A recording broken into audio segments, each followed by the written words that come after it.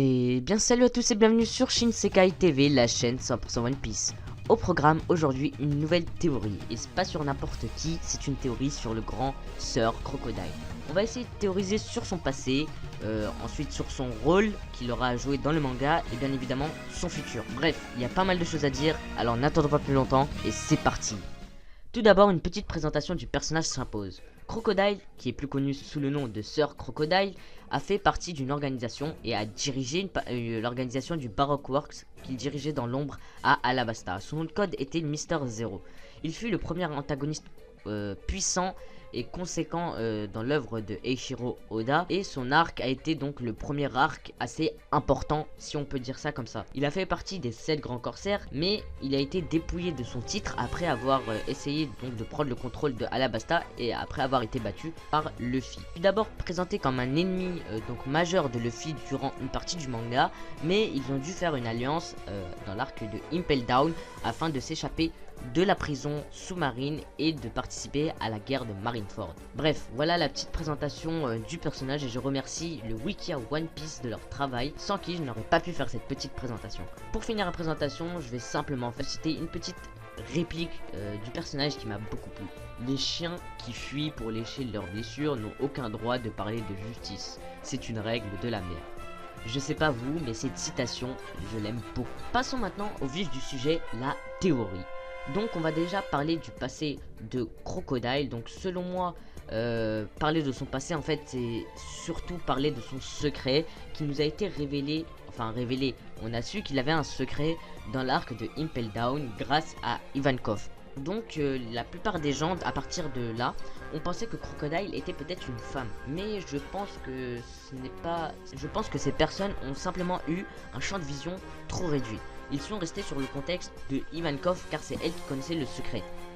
Mais je vous rappelle que Ivankov fait partie de l'armée révolutionnaire, c'est-à-dire que elle a beaucoup d'informations sur tout le monde de One Piece en général, et donc il ne faut pas rester simplement sur Ivankov. Et du coup, je pense que le secret de Crocodile a plutôt un rapport avec Barbe Blanche, car vous l'avez remarqué, ces deux personnages ont un lien particulier. Pour continuer sur le passé de Crocodile, je dirais que c'était l'ancien second de l'équipage de Barbe Blanche, donc de la seconde flotte de Barbe Blanche. Il y a plusieurs petits arguments qui font tenir cette théorie. Déjà, comme vous l'avez vu, le lien particulier entre ces deux personnages. Selon moi, il s'est passé quelque chose donc dans le passé qui a fait que Crocodile ait une haine envers Barbe Blanche et donc aurait quitté son équipage. Et ce qui me fait dire ça également, c'est que avant que Ace arrive, le poste de second était vacant dans l'équipage. Qui était l'ancien second? C'est la question que je me suis posée. Et Crocodile était l'un des meilleurs candidats parce que on voit qu'il connaît quand même assez bien Barbe Blanche.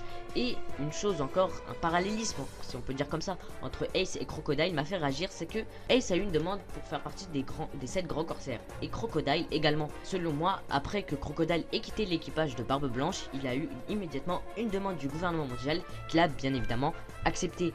Ensuite, il a fait tout ce qu'il a pu faire donc tranquillement à Alabasta, enfin peut-être quelques années plus tard. Bref, je pense que vous m'avez compris.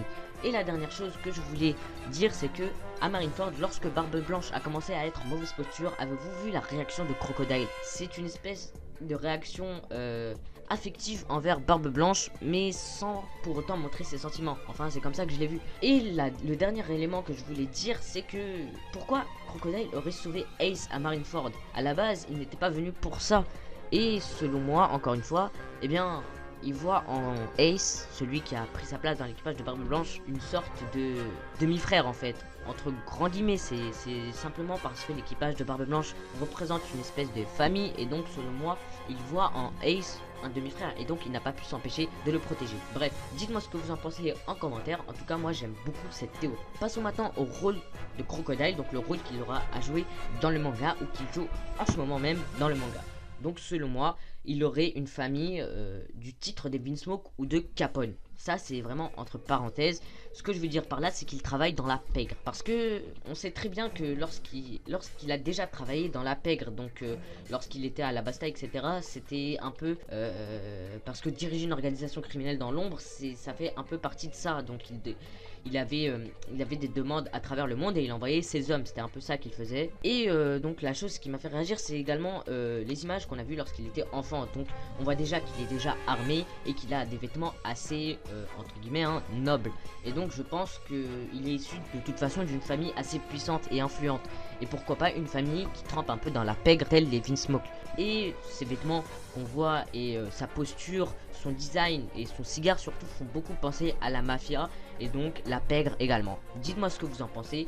Je pense qu'il a un rôle assez influent en ce moment même dans le nouveau monde dans One Piece. D'ailleurs c'est pour ça qu'on va parler de ses futurs et donc de son futur power-up ou de ses futurs power-up. Déjà il aura une parfaite utilisation et maîtrise de son fruit du démon, ça c'est plus qu'évident parce que une fois arrivé dans le nouveau monde, déjà qu'il maîtrisait très bien ce fruit du démon, là il pourrait vraiment avoir quelque chose en plus.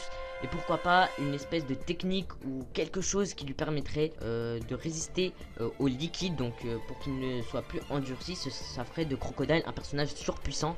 Parce que s'il arrive à trouver quelque chose pour éviter que l'eau ou le sang ou tout liquide l'affecte, parce que suite à ça il ne peut plus donc éviter les coups, et c'est vraiment ça qui est dommage pour ce personnage. Donc j'espère vraiment qu'il trouve une petite alternative, que Oda va lui donner un objet ou des vêtements ou quelque chose pour pouvoir parer les liquides. Ensuite je vais parler un peu de son éveil potentiel, donc l'éveil de son fruit.